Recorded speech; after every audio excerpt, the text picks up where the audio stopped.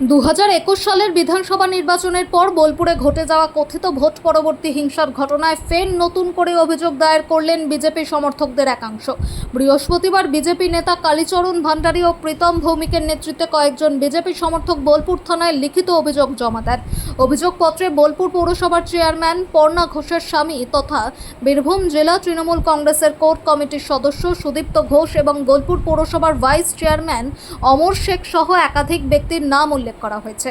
অভিযোগকারীদের দাবি 2021 সালের বিধানসভা নির্বাচনের ফল প্রকাশের পর রাজনৈতিক প্রতিহিংসার জেরে তাদের ওপর হামলা চালানো হয়। বিজেপি কর্মী সমর্থকদের মারধর, বাড়িঘরে ভাঙচুর, লুটপাট এবং মহিলাদের শ্লীলতাহানির মতো গুরুতর অভিযোগও তোলা হয়েছে। অভিযোগকারীদের আরও দাবি, ঘটনার সময় থানায় অভিযোগ জানানো হলেও কোনো কার্যকর পদক্ষেপ নেওয়া হয়নি। অনেকেই ভয়ের পরিবেশের কারণেই সেই সময় অভিযোগ জানাতে পারেননি বলেও তাদের বক্তব্য। বর্তমান পরিস্থিতিতে তারা নতুন করে আইনের আশ্রয় নিয়ে অভিযুক্তদের বিরুদ্ধে কঠোর ব্যবস্থা গ্রহণের দাবি জানিয়েছেন। বিজেপি নেতা কালীচরণ ভান্ডারী ও প্রীতম ভৌমিক বলেন, ভোট পরবর্তী হিংসার ঘটনায় জড়িত প্রত্যেকের বিরুদ্ধে পর্যায়ক্রমে অভিযোগ দায়ের করা হবে এবং সমস্ত ঘটনার নিরপেক্ষ তদন্তের দাবি জানানো হবে। ঘটনাকে ঘিরে বোলপুরের রাজনৈতিক মহলে নতুন করে চাঞ্চল্য ছড়িয়েছে। আপনারা তো খুব ভালোভাবে জানেন ভোট পরবর্তী সন্ত্রাস কীভাবে হয়েছিল।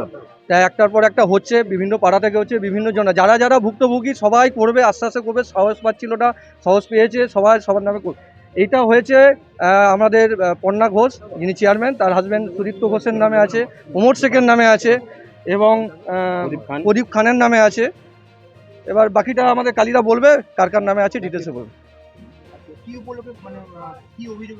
ভোট পরবর্তী সন্ত্রাস, হ্যাঁ 21 আপনারা সবাই জানেন কি করেছে, তখন আর কিছু বলার নেই। তখন তো সবাই দেখেছেন কি করেছে, কি হারে কার নেতৃত্বে হয়েছে, কিভাবে হয়েছে, বাড়ি ঘর চালিয়ে দেওয়া হয়েছে, বোমাবাজি করেছে, দরজা জানলা ভাঙচুর হয়েছে, শ্লীলতাহানি হয়েছে। কিছু বাদ রেখেছিল নাকি? কিচ্ছু তো বাদ রাখে। এবং গর্ভবতী মায়েদেরও ছাড় দেয়নি।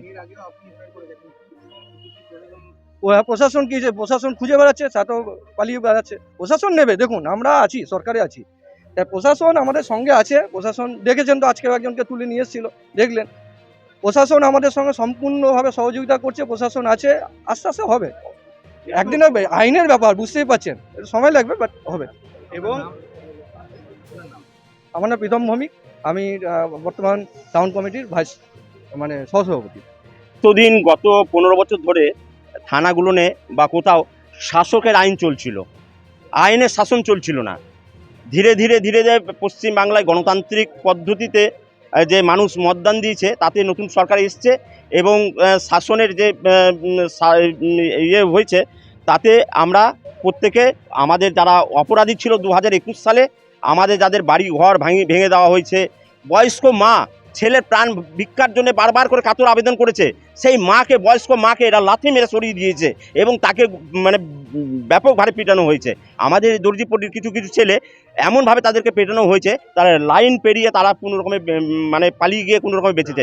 2 মাস 2.5 মাস তারা ঘর ছাড়া ছিল। এবং এখানে পুরোপুরি বোলপুর যে তৃণমূলের যে কমিটি আছে, সেই কমিটির নেতৃত্বে পুরো হামলা হয়েছে গোটা বোলপুরে। 11 নম্বর ওয়ার্ড, 10 নম্বর ওয়ার্ড সহ আশেপাশে যত ওয়ার্ড হয়েছে, এদের হ্যাঁ সুদীপ্ত ঘোষ এবং ওমর শেখের নেতৃত্বে পুরো হামলাগুলো হয়েছে। আমরা তাদের বিরুদ্ধে আজকে অভিযোগ জানিয়েছি এবং আজকে আমরা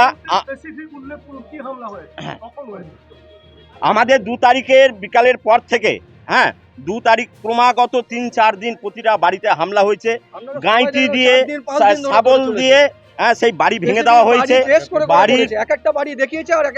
বাড়িতে পশু ছিল কারো, এবং বাইরে থেকে লোক নিয়েছে। বাড়িতে কারো পশু যদি ছিল, ছাগল ছিল, কারো বাড়িতে গরু ছিল, মুরগি ছিল, সেইগুলোকে তারা লুট করেছে। বাড়ির জিনিসপত্র তারা নিয়ে পালিয়ে গেছে এবং তাদেরকে বাড়ি থেকে ইয়ে করেছে। বাড়ির মেয়েদেরকে টানা হিঁচড়ে করেছে, তাদেরকে জবরদস্তি টেনে নিয়ে যাওয়ার চেষ্টা করেছে এই লাঠেল বাহিনী, এই তৃণমূলের গুন্ডা বাহিনী। এতদিন আমরা কোনোভাবে অভিযোগ জানাতে পারিনি।